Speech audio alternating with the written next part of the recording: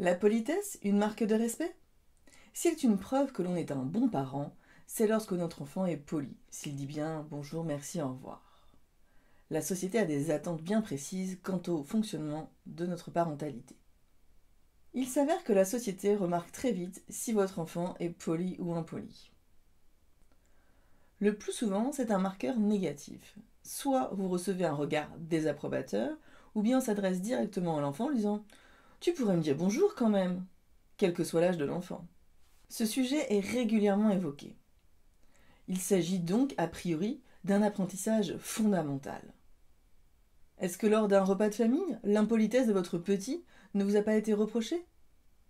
Se dire bonjour, merci, au revoir sont importants. Ils seraient des marques de respect. Mais qu'en est-il vraiment? Qu'est-ce que le respect? À quoi correspond-il? La politesse en fait-elle vraiment partie?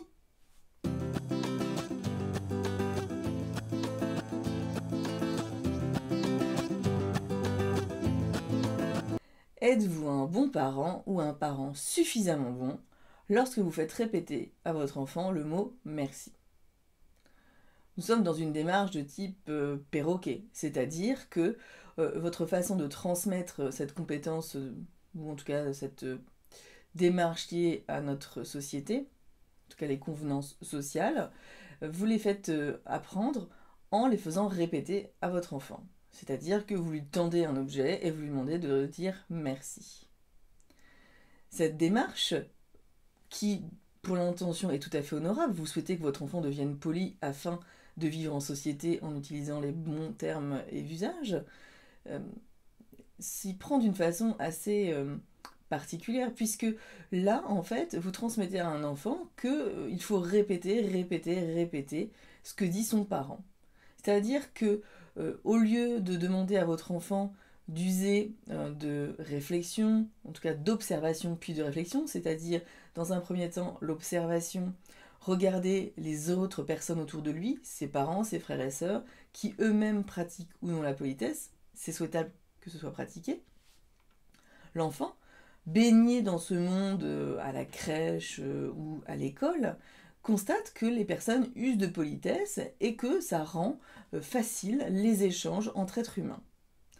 À partir de cette observation, votre enfant est en capacité d'en déduire que cette politesse a un effet bénéfique et de lui-même va tenter de reproduire cet élément. Lorsque vous, parents, vous mettez en place un système de répétition, donc le principe du perroquet, vous n'enseignez pas la façon dont l'apprentissage se fait de façon naturelle, mais vous tentez de l'imposer, en tout cas de le formaliser d'une autre façon. La répétition a en effet des principes bénéfiques, mais là, il s'agit de faire répéter. Votre enfant, en fait, va comprendre que pour qu'une personne fasse quelque chose, il faut le lui répéter, répéter, répéter. Êtes-vous prêt, dans votre quotidien de parent, à ce que votre enfant vous répète sans cesse la même chose? Interrogeons-nous. Est-ce que dans notre société, dans notre quotidien, tout le monde est si poli que ça?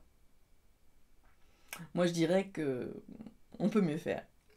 De la même façon que si on s'interroge là-dessus, qu'est-ce qui fait qu'on a une exigence aussi forte auprès des enfants? Qu'est-ce qui fait qu'aujourd'hui, on va s'atteler à imposer cette démarche à nos enfants, alors que nous, adultes, nous ne le faisons pas? Il s'agit donc bien d'une demande d'obéissance, de pratiquer quelque chose qui n'est pas pratiqué par toutes et tous.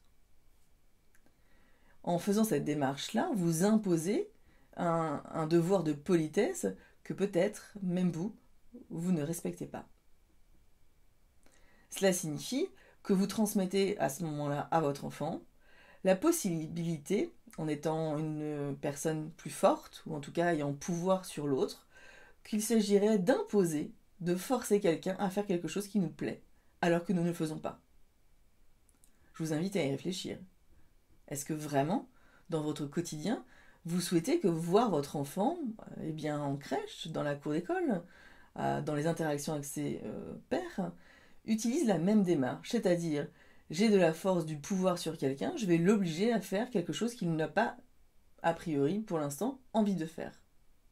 Nous venons de voir ensemble les quelques éléments qui sont liés à l'apprentissage de la politesse tel qu'il est fait aujourd'hui.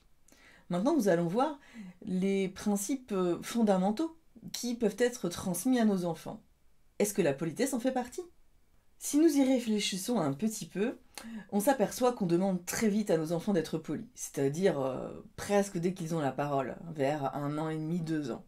On est déjà dans un système systématique de il faut dire merci, bonjour à mamie, au revoir à papy. On est déjà dans cette démarche-là.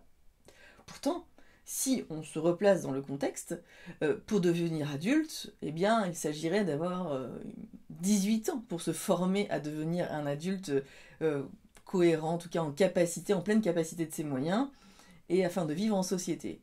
Là, votre enfant a donc 18 ans d'apprentissage. Qu'est-ce qui fait que cet apprentissage soit imposé dès l'âge de 2 ans?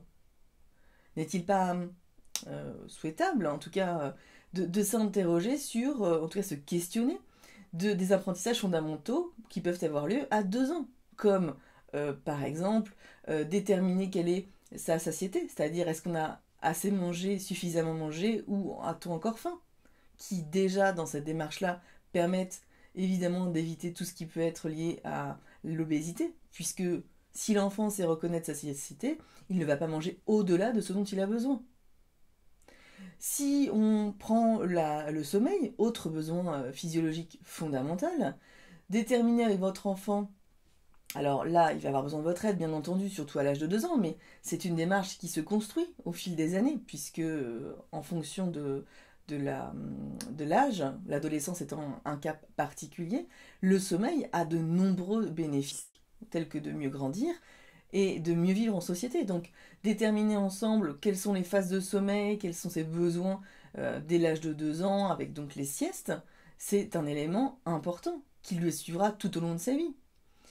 Nous pouvons aussi évoquer l'hydratation, le fait de bien boire tout au long de sa journée, afin de ne pas se sentir défaillant sur les activités journalières. Là, je vous évoquais 3 besoins fondamentaux qui nécessitent l'étayage de l'adulte, c'est-à-dire un regard extérieur avec des échanges, montrer, indiquer à l'enfant, par exemple, est-ce que ton ventre gargouille, ou bien est-ce que tu te frottes les yeux, ou encore est-ce que tu as la gorge sèche. Ce sont des éléments que vous pouvez interroger et interagir avec votre enfant, de l'âge de 2 ans, même à l'adolescence, afin que lui-même prenne conscience de ces éléments et puisse s'en servir une fois que vous n'êtes plus là. Puisque votre rôle parental est bien de prémunir, en tout cas d'accompagner votre enfant, afin que de lui-même, à l'âge de 18 ans, il se sorte de toutes ses compétences et connaissances sur lui tout d'abord, avant d'interagir avec les autres. Les compétences à transmettre à son enfant sont nombreuses, et on pourrait en nommer énormément. L'idée, c'est bien de vous repositionner sur ce qui va être essentiel à sa vie d'adulte, c'est-à-dire déjà déterminer ses propres besoins physiologiques, les combler, puis lorsque celui-ci sait les gérer, il peut ensuite aller vers l'autre. Il est en compétence, il a tout ce qui lui est nécessaire pour discuter, échanger avec d'autres êtres humains. L'obliger, ou en tout cas vous atteler à la politesse dès le départ, c'est de mon point de vue quelque chose qui est un peu rapide. Peut-être à voir si pour la politesse c'est quelque chose qui est important pour vous. Commencez par voir dans votre entourage et par vous-même, est-ce que vous êtes poli et comment utilisez-vous la politesse? Vous envisagez peut-être la politesse comme un marqueur de respect. C'est-à-dire que pour vous, il a du sens parce qu'il montre que l'enfant est respectueux vis-à-vis des personnes qui sont autour de lui, en général des adultes. Nous sommes bien d'accord que entre enfants, cette démarche n'est un peu moins importante. Il s'agit là donc, peut-être pour vous, de montrer du respect vis-à-vis de l'adulte. Ce respect peut prendre différentes formes. Et vous attachez peut-être à cette démarche-là parce qu'on vous l'a transmise étant jeune. Maintenant, positionnez-vous différemment. Le respect que l'on exige, et je parle bien d'exigence sur un enfant, est-ce qu'on a ce même degré d'exigence vis-à-vis de l'adulte lorsqu'il se comporte avec un enfant? Un enfant est une personne entière, qui a besoin, en tout cas dans un premier temps, d'être accompagné pour comprendre la vie en famille, qui est déjà une micro-société, puis la vie dans les autres lieux de vie, crèche ou école, et puis ensuite au sein de la société. Cet apprentissage se fait donc à multiples niveaux et en même temps. Ce qu'il doit apprendre, l'enfant, est vraiment très important dans ses premières années de vie. Il a un nombre d'informations très importantes à assimiler. Et il serait peut-être respectueux vis-à-vis de lui de commencer par s'intéresser à lui et puis de le respecter dans ce qu'il est, de ce qu'il est en train de devenir un enfant, un adulte. Et c'est vraiment là-dessus qu'il est de mon point de vue intéressant de s'interroger. Le mot respect est un mot fourre-tout. Vraiment, que mettez-vous derrière cette notion? Je vous invite à prendre un papier et à déterminer ce que vous mettez derrière pour vraiment voir si les méthodes que vous employez pour que votre enfant soit respectueux sont bien adaptées et adéquates. La politesse peut être considérée comme une forme de respect. Pourtant, le respect, c'est avant tout se respecter soi, c'est-à-dire bien se connaître pour mieux vivre en société. La transmission de ce respect se fait donc en la pratiquant vis-à-vis de l'enfant, en le considérant comme une personne à part entière, avec ses valeurs, ses besoins, ses envies, ses apprentissages, eh bien, vous lui donnez déjà une forme de respect. En lui fournissant ce respect, il aura l'élan de faire la même chose auprès de vous et des autres adultes qu'il côtoie.